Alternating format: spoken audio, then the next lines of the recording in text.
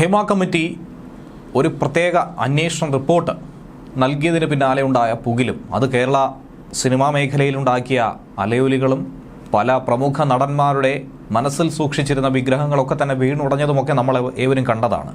എന്നാൽ അതിന് പിന്നാലെ ഇപ്പോൾ അന്വേഷണ സംഘത്തിനെതിരെ അതിശക്തമായി പ്രതികരിച്ചിരിക്കുന്നു മൊഴി നൽകിയ ഒരു നടി. വളരെയധികം ധർമ്മസങ്കടത്തിലാണെന്നും കേസുമായി ബന്ധപ്പെട്ട് മുന്നോട്ട് പോകാൻ താല്പര്യമില്ല എന്ന് ആണയിട്ട് പറഞ്ഞിട്ടും അന്വേഷണ സംഘം സിനിമാ പ്രവർത്തകരെ മൊഴിയുടെ പേരിൽ വേട്ടയാടിക്കൊണ്ടിരിക്കുന്നുവെന്നാണ് കുറ്റപ്പെടുത്തുന്നത്. പലരെയും വിളിച്ചുകൊണ്ട് ഈ കേസ് അന്വേഷണത്തിന്റെ ഭാഗമായി ഹരാസ് ചെയ്യുന്നുവെന്നാണ് ഇപ്പോൾ സുപ്രീം കോടതിയിൽ നടി മാലാ പാർവതി ഹർജിയുമായി എത്തിയിരിക്കുന്നത്. ഇക്കാര്യത്തിന് എല്ലാ തരത്തിലുമുള്ള ഉറപ്പ് നൽകിയ ഹേമ കമ്മിറ്റിയിൽ മൊഴി നൽകിയതിലും അതുപോലെ വിശ്വസിച്ച് കാര്യങ്ങൾ പറഞ്ഞതിലുമൊക്കെ മുഖ്യമന്ത്രി പിണറായി വിജയനെ വിശ്വസിച്ചായിരുന്നുവെങ്കിൽ അദ്ദേഹം ആ വിശ്വാസ വഞ്ചനയ്ക്ക് കൂടി കൂട്ടുനിൽക്കുന്നു എന്നുള്ള ശക്തമായ വിമർശനം തന്നെയാണ് നടിമാരുടെ ഭാഗത്തു നിന്നും ഉയരുന്നതെന്ന് വേണം മനസ്സിലാക്കാൻ. ഹേമ കമ്മിറ്റി നിലവിൽ കാട്ടിയിരിക്കുന്നത് വിശ്വാസ വഞ്ചനയാണെന്ന് തുറന്നടിക്കുകയാണ് മാലാ പാർവതി. തങ്ങൾക്കുണ്ടായ അനുഭവം മൊഴിയായി പറഞ്ഞു. മറ്റുള്ളവർക്കുണ്ടായ കേട്ടറിവുകളും തുറന്ന് പറഞ്ഞിട്ടുണ്ടായിരുന്നു. എല്ലാ വിഷയങ്ങളും ചേർത്ത് പറയുമ്പോൾ ഏകപക്ഷീയമായി അതിനെ ചൂണ്ടിക്കാട്ടി കേസുമായി ബന്ധപ്പെട്ട് മുന്നോട്ട് പോകുമ്പോൾ ഏറ്റവും കുറഞ്ഞത് തനിക്കതിന് താല്പര്യമുണ്ടോ എന്നുള്ള കാര്യമാണ് അന്വേഷിക്കേണ്ടതെന്നും മാലാ പാർവതി തന്നെ വ്യക്തമാക്കുന്നു. കേസിന് താല്പര്യമില്ല എന്ന് അന്നേ പറഞ്ഞിട്ടുള്ള വിഷയമാണ്. റിപ്പോർട്ടിൽ പേര് പോലും വരരുത് എന്ന് ആവശ്യപ്പെട്ട് പറഞ്ഞിരുന്നു. പക്ഷേ അതൊന്നും തന്നെ ഇവിടെ ശരിയായി സംഭവിച്ചിട്ടില്ല എന്നാണ് മാധ്യമങ്ങൾക്ക് നൽകിയ അഭിമുഖത്തിൽ മാലാ പാർവതി പറയുന്നത്. ഹേമ കമ്മിറ്റിക്ക് മുൻപാകെ ഹാജരായി മൊഴി നൽകിയ നടി സുപ്രീം കോടതിയെ ഇപ്പോൾ സമീപിക്കേണ്ടി വന്നിരിക്കുന്നു. സുപ്രീം കോടതിയിൽ മാലാ പാർവതി ഹർജിയും ഫയൽ ചെയ്തു.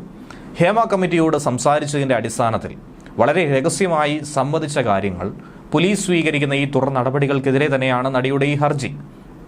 സിനിമാ രംഗത്തെ അക്കാദമിക് പ്രവർത്തനങ്ങളുടെ ഭാഗമായാണ് ഈ മൊഴി നൽകിയത്. അതായത് സിനിമാ മേഖല കൂടുതൽ നന്നായി വരണമെന്ന് ആഗ്രഹിച്ചുകൊണ്ട് പോരായ്മകളൊക്കെ തന്നെ പരിഹരിക്കണമെന്ന് മനസ്സിലാക്കിക്കൊണ്ട് അതിനുവേണ്ടി തൻ്റെ ഭാഗത്തു നിന്നുമുള്ള സംഭാവന എന്ന രീതിയിൽ ഭാവിയിൽ അതിക്രമങ്ങൾ ഉണ്ടാകരുത് എന്നുള്ള വ്യക്തി താല്പര്യം കൂടി മുൻനിർത്തിയാണ് ഹേമ കമ്മിറ്റിയുടെ മുന്നിൽ എത്തിയത്.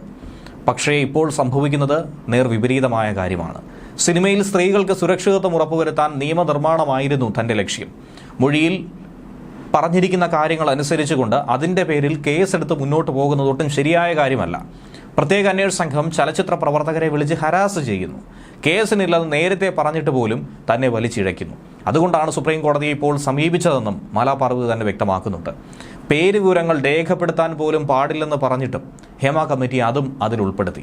അന്വേഷണ സംഘം വിളിക്കുമ്പോഴാണ് ഇക്കാര്യങ്ങളൊക്കെ ഇങ്ങനെ കൈവിട്ടു പോയി എന്നുള്ള കാര്യം താൻ പോലും അറിയുന്നതായി മാലാ പാർവതിയും വ്യക്തമാക്കുന്നു. ഞാൻ പറഞ്ഞതിൻ്റെ അടിസ്ഥാനത്തിൽ 2 FIR ആണ് രജിസ്റ്റർ ചെയ്തിരിക്കുന്നത്. ഞാൻ പറഞ്ഞതിൻ്റെ പേരിൽ ഒരു പെൺകുട്ടിയുടെ പേരും അവർ അതിൽ എഴുതി ചേർത്തു. എന്നാൽ ആ പെൺകുട്ടിക്ക് കേസുമായി മുന്നോട്ട് പോകാനേ താല്പര്യമില്ല എന്ന് പറഞ്ഞിട്ട് പോലും അന്വേഷണ സംഘം വിടാതെ പിന്തുടരുന്നു. ഏറ്റവും സേഫായി കൂടെ ജോലി ചെയ്യാൻ പറ്റുന്ന ആളാണ് കൺട്രോളർ അലക്സ് എന്ന് പറയുന്നത്. എന്തെങ്കിലും പ്രശ്നമുണ്ടെങ്കിൽ ഞാൻ വിളിക്കുന്ന ഏതാനും ചുരുക്കം ചിലരിൽ ഒരാൾ മാത്രം. ഇദ്ദേഹത്തെയും അന്വേഷണ സംഘം ഹരാസ് ചെയ്യുന്ന തരത്തിലാണ് ചോദ്യം ചെയ്തുകൊണ്ടിരിക്കുന്നത്. നിരപരാധിയായ ഒരാളെ അപമാനിക്കുന്നതിൻ്റെ അത്രയില്ല ഞാൻ അനുഭവിച്ചതൊന്നും. നിരപരാധികളെ ഉപദ്രവിച്ച് എന്നോട് മോശമായി പെരുമാറിയ ആളെ നിയമത്തിന് മുന്നിൽ കൊണ്ടുവരേണ്ടെന്നും മാലാ പാർവതി തന്നെ പറഞ്ഞു.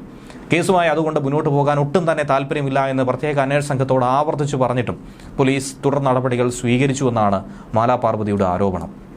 വിഷയവുമായി ബന്ധമില്ലാത്ത ആളുകളെ പോലും പോലീസ് പലതവണയായി ചോദ്യം ചെയ്യലിന്റെ പേരിൽ വിളിച്ചു വരുത്തി. ഹേമ കമ്മിറ്റി റിപ്പോർട്ടിൽ കേസെടുക്കാനുള്ള ഹൈക്കോടതിയുടെ ഇടക്കാല ഉത്തരവ് ചോദ്യം ചെയ്ത് നൽകിയ ഹർജി സുപ്രീം കോടതി പരിഗണിക്കുന്നത് ഇന്നേ ദിവസം തന്നെയാണ്. അതിൻ്റെ ഒപ്പം തന്നെയാണ് സുപ്രീം കോടതിയെ നടി കൂടി സമീപിച്ചിരിക്കുന്നത്. ഈ ഹർജി ഡിസംബർ 10-ാം തീയതി പരിഗണിക്കാനാണ് തീരുമാനിക്കുന്നത്. മാലാ പാർവതിയുടെ ഹർജിയിൽ കക്ഷി ചേരാൻ വനിതാ ചലച്ചിത്ര പ്രവർത്തകരുടെ കൂട്ടായ്മയായിട്ടുള്ള WCCയും അപേക്ഷ നൽകിയിട്ടുണ്ട്. ജസ്റ്റിസുമാരായിട്ടുള്ള വിക്രംനാഥ്, പ്രസന്ന ബി വരാലെ എന്നിവർ ഉൾപ്പെട്ട ബെഞ്ചാണ് ഈ ഹർജി പരിഗണിക്കുക. അതേസമയം ഹേമ കമ്മിറ്റിക്ക് മുന്നിൽ മൊഴി നൽകിയവർക്ക് നേരെ ഭീഷണിയുണ്ടെന്ന ആരോപണവുമായി WCC രംഗത്ത് വരുന്നുണ്ട്.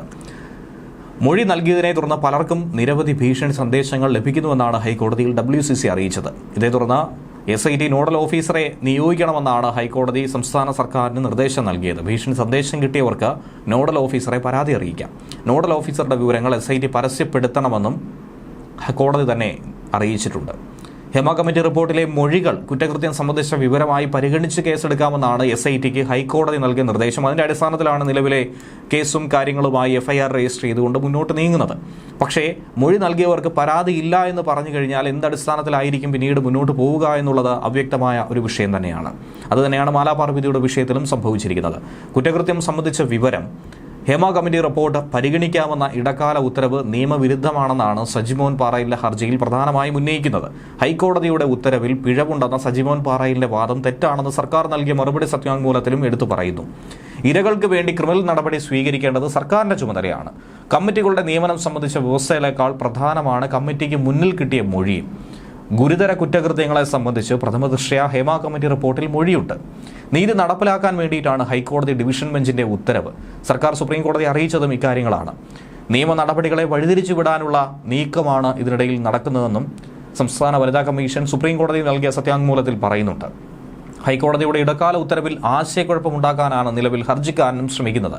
ഈ ശ്രമത്തിന്റെ ഭാഗമായിട്ടാണ് അപ്പീലുമായി സുപ്രീം കോടതിയെ സമീപിച്ചതെന്നുള്ള ആരോപണവും ശക്തമാകുന്നുണ്ട്.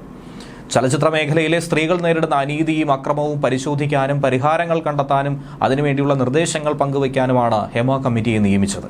സിനിമാ വ്യവസായത്തിലെ ആഭ്യന്തര പ്രശ്നങ്ങൾ പരിശോധിക്കാൻ ഇത്തരത്തിലുള്ളൊരു കമ്മീഷൻ രൂപീകരിക്കുന്നത് പോലും ഇന്ത്യയിൽ ആദ്യമായിട്ടായിരുന്നു. 2019 ഡിസംബർ 31 ഹേമ കമ്മിറ്റി റിപ്പോർട്ട് സമർപ്പിച്ചു.